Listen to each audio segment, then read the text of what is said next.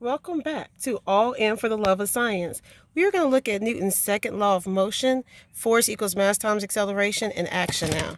So one thing that we're going to do is, first I'm going to tell you a story, and then we'll look at some examples of some things. Okay, so the first thing that we're going to talk about is on spring break 2020, a drunk driver drove through my yard, hit the side of my house, and knocked a big hole in the side of my house. And I'm going to show you that hole. So, knocked a big hole in the side of my house. And a question you have to ask yourself is, how fast was he going?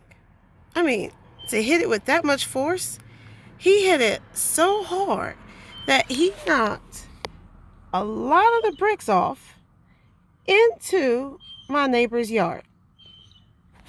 So now, how does that happen? The first thing that I need to ask you is please don't ever drink and drive. Just don't do it. Don't do it. It's not worth it. It's not worth a life that might be forever changed because of it. And thankfully, nobody died.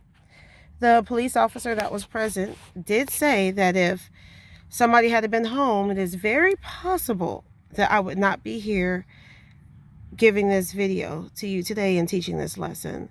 So remember, don't drink and drive. Don't do it. It's not worth it. Now, let's go back to Newton's second law of motion, force, mass, and acceleration. And our question is, how fast was this man going to hit the house with such force? He had to go through all that bamboo.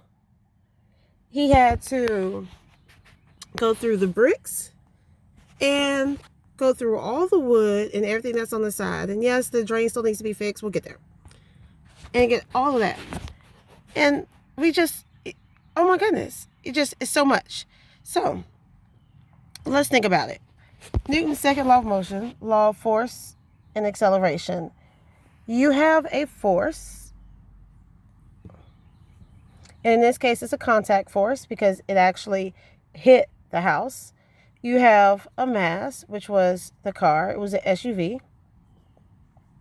And you have acceleration, which was the speed the car was moving.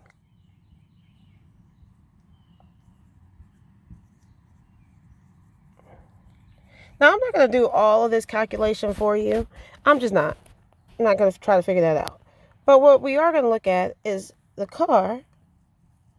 This mass of the car is pretty consistent. And if you watched the earlier video, you saw that when I was trying to knock the trash can over with about the same size car, I had to hit it a little bit harder. I had to move a little faster just to knock the trash can over. And little kids pull trash cans, right?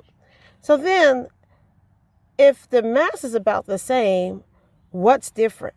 What made that force different? Well, what made that force different was the speed of the car. So Newton's first law of motion got him, the law of inertia, because his car was moving in the same direction at the same speed, and he missed the turn.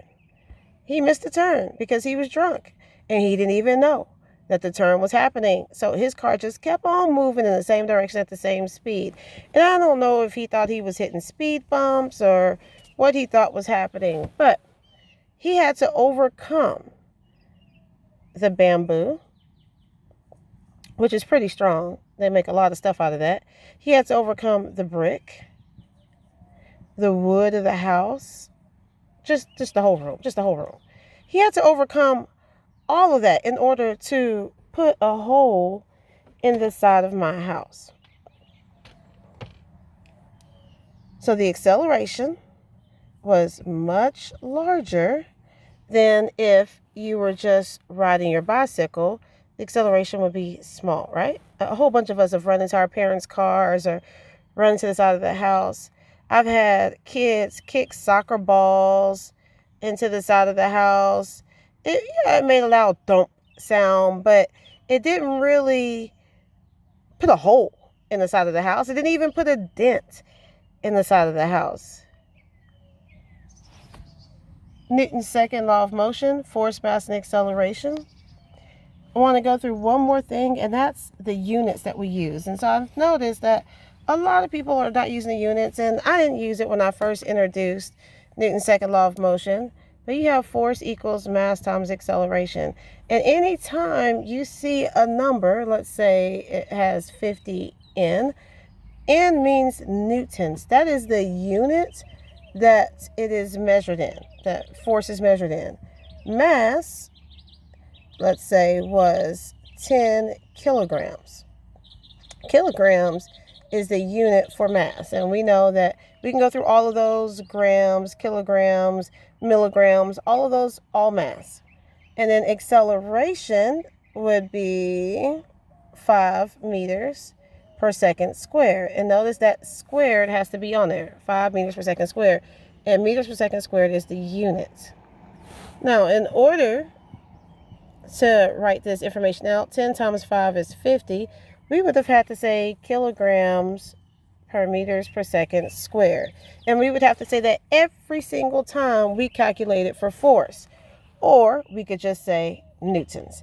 So we take all of this and we use newtons. And they did that to pay homage to the man who came up with the laws of motion, Sir Isaac Newton. Sir Isaac Newton.